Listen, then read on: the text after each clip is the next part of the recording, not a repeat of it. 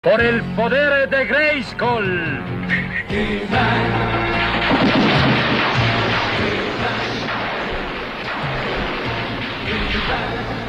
Yo tengo el poder.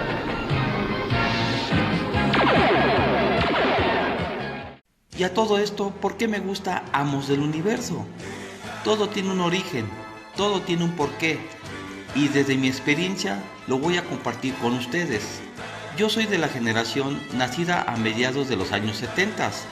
En estas épocas, los grandes superhéroes pues eran el clásico Superman, Batman y el Hombre Araña. En esos años las caricaturas eran bastante tiernas para nosotros. Solamente las animaciones japonesas eran las que tenían un poco de agresividad. Yo crecí con las animaciones, por ejemplo, de Hanna-Barbera o de Filmation, que eran animaciones muy para niños.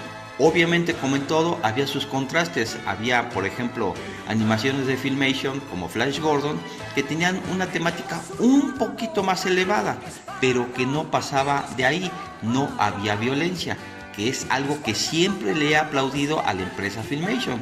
Pero básicamente tuvimos una infancia de ensueño. A lo mucho que llegamos a sufrir en la televisión fueron las tragedias de Remy, pero con una gran enseñanza, que eso es lo que le falta a las animaciones actuales. La gran enseñanza que tenían todas y cada una de las caricaturas que llegamos a ver en los 70s y en los 80s. Yo soy una generación, o fui una persona, un niño que sí leía los cómics de Marvel y de DC Comics. Y esa era nuestra infancia, ir a la escuela, llegar, comer, hacer la tarea si es que la hacías llegando de la escuela o la hacías después, y precisamente era eso, ver la barra infantil. Todo eso transitaba por allá de 1983 aquí en México. Recordemos que Amos del Universo, la caricatura, fue primero en México y después la línea de juguetes, muy contrario a Estados Unidos, que allá fue primero la línea de juguetes y posteriormente la animación. Cuando se comenzó a promocionar la caricatura de He-Man y los Amos del Universo por Canal 5, los promos, las imágenes y los audios, pues la verdad a mí me llamaron mucho la atención cuando se comenzó a hacer esa campaña de publicidad en la misma televisora, en el mismo canal, donde te avisaban que iba a haber una nueva animación, una nueva caricatura. Obviamente, acabando de ver los promos, pues te quedabas pensando, híjole, se ve padre, pero no entendías de qué se iba a tratar realmente. Llegabas al otro día con tus compañeros de escuela, en este caso los compañeros de la primaria, y empezábamos a platicar de lo que habíamos visto un día antes o dos sobre la promoción de lo que sería la animación de los Amos del Universo. Pues bueno, llegó el día esperado en que se estrenaba He-Man y los Amos del Universo, y desde el intro, creo que no necesito ser muy específico, pero en el intro nos empezamos a dar cuenta que era algo totalmente distinto a lo que ya habíamos visto por parte de todas las compañías que hacen caricaturas. Sí, vimos que era de Filmation, pero mucho más refinado. Ahora bien, el intro en Estados Unidos es un intro simple y llanamente musical, no es un intro cantado como aquí en México se dio a conocer, y con la maravillosa voz de Memo Aguirre o del Capitán Memo, como lo quieran llamar, que ha hecho muchos intros y outros de muchísimas caricaturas que no podría acabar de mencionarlas una por una, pero podemos mencionar al Hombre Araña, Mujer Araña, Sport Billy, en este caso He-Man y tantas más. Esa voz inconfundible del Capitán Memo fue la que le dio aún más vida a ese intro en México de He-Man y los Amos del Universo. En la misma letra te llenaba de emoción, porque si analizas la letra del intro, como le hizo el señor Aguirre, te llena de esa emoción, de este héroe que no era ni Superman, ni Batman, ni mucho menos el Hombre Araña. Y esos superhéroes muy norteamericanos, muy agringados, muy American Way Life, esos superhéroes vienen de la tragedia. Ya sabemos muy bien la tragedia de cada uno de ellos. Batman presenció el asesinato de sus padres. Superman tiene la tragedia de ser el único sobreviviente de su planeta Krypton. Y por supuesto, el Hombre Araña, por andar de irresponsable con el gran poder que se le otorgó, lamentablemente su tío Ben es asesinado. Ellos vienen de la tragedia. Pero en el caso de He-Man, que de hecho hago un paréntesis, el nombre de He-Man a mí me llamó poderosísimamente la atención. ¿qué es eso de He-Man? Si vienes de Superman y vienes de Batman, de Spider-Man, ¿qué onda con He-Man? O sea, lo más obvio sería el hombre, ¿no? La traducción literal, pero ya no te pones a pensar en la traducción, era He-Man. ¿Qué significa He-Man?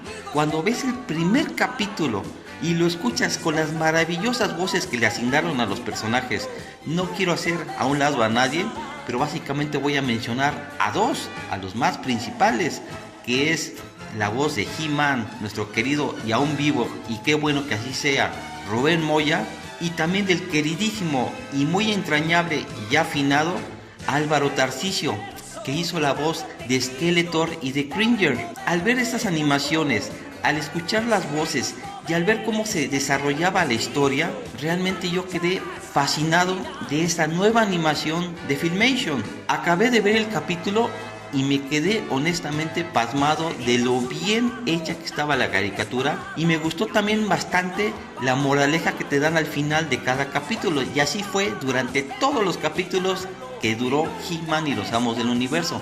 Esa manera didáctica de llegarnos a nosotros los chavos de los 70s que transitábamos los 80s. Eran caricaturas para entretener, para divertir, pero también para enseñar valores, cosa que actualmente está en la letrina. No hay valores en las caricaturas. Al otro día, al acudir a la escuela nuevamente, pues ya todos los chavos ya habían visto He-Man y los Amos del Universo, y era la conversación del recreo. Estábamos muy emocionados con ver esa caricatura que era un parteaguas en la televisión nacional. Ahora bien, cuando se libera aquí en México la línea de juguetes basada en los Amos del Universo, el boom fue total. Cuando tuve mis dos figuras en la mano con sus cajas originales de Aurimat, en ese momento las cajas lo que menos nos importaba era guardarlas. Las cajas eran tan solo el envoltorio. Cuando tuve la figura de He-Man en mis manos, le pude poner los accesorios, le di el giro de punch para dar el poderoso golpe. Yo estaba muy pero muy emocionado de poder tener a He-Man en mis manos, y esa figura tan bien hecha, tan bien esculpida, tan bien maquilada aquí en México, en nuestro país, por parte de Aurimat, que solamente los que vivimos esos instantes me pueden entender esa emoción.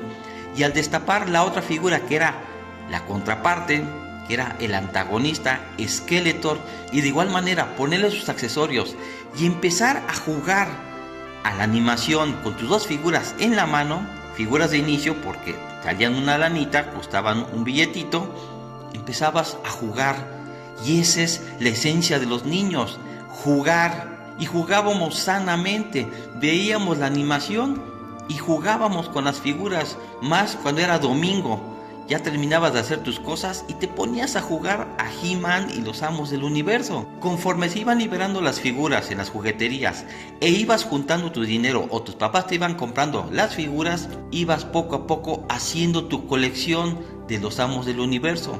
Pero la sensación y la gran emoción que era destapar tus figuras en 1984 aquí en México, la verdad no se compara con nada de lo que estamos viviendo en la actualidad. Ya hablamos del intro de He-Man, ya hablamos de los capítulos, de las historias, de las moralejas, los consejos, de la línea de juguetes. He-Man, ¿cómo es?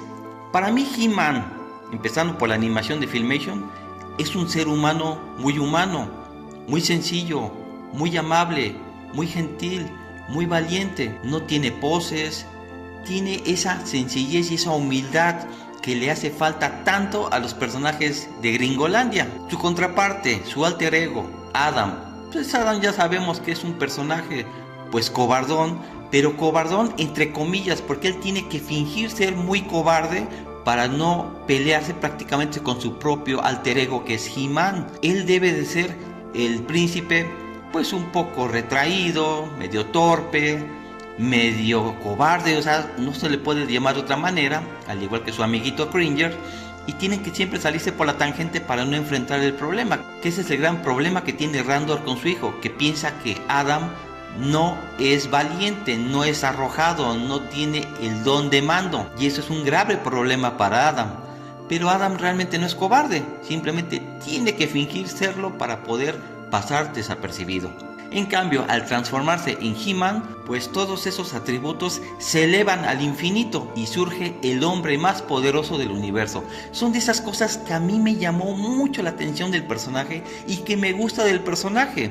Ahora bien, como dije hace rato, destapábamos las figuras y venía obviamente el minicómic, trazados magistralmente los primeros por el difunto, siempre entrañable Alfredo Alcalá. Cuando uno empieza a hojear los minicómics, los primeros que salieron, y lee y ve cómo es el origen de He-Man, que contrasta totalmente con el He-Man de Filmation, nosotros en nuestra infancia realmente nos valía gorro que He-Man fuera de una tribu que con sus puños hiciera su casa, al tener el arnés de poder que le había dado la diosa. Ya no nos importaba, porque era parte de esa Pangea que se estaba creando en torno a los amos del universo. Tanto Filmation como DC Comics como Mattel, y así nosotros como los usuarios, como los consumidores, estábamos creando la Biblia Motu, con pedazos de la animación, con pedazos de los cómics de los primeros, con pedazos de los cómics de la segunda o tercera generación,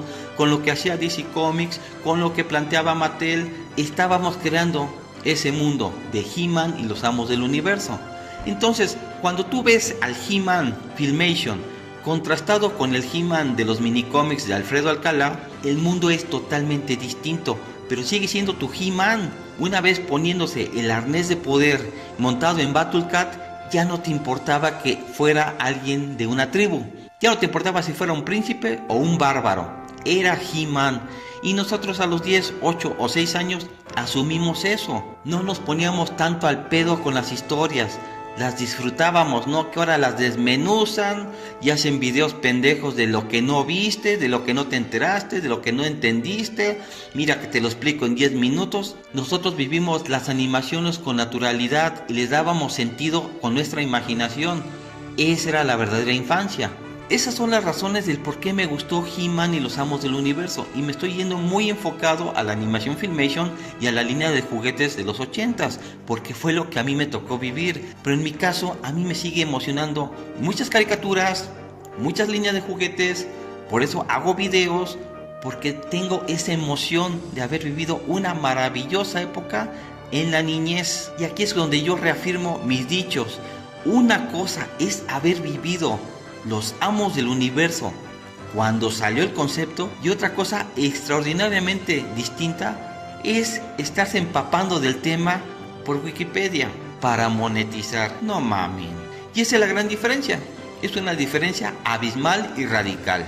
Por eso he apoyado a Mattel muchos años y también lo he criticado, porque se trata de mantener viva esta historia, que es una historia maravillosa, una historia única, un concepto que no debería de morirse, para que las siguientes generaciones conozcan al verdadero He-Man, lo que significa y es He-Man, y no las tarugadas que está haciendo actualmente Mattel con sus nuevos ejecutivos junior.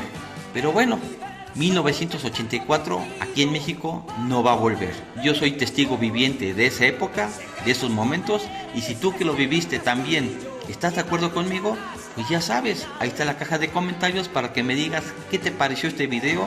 ¿Te identificaste con muchas cosas de las que platiqué?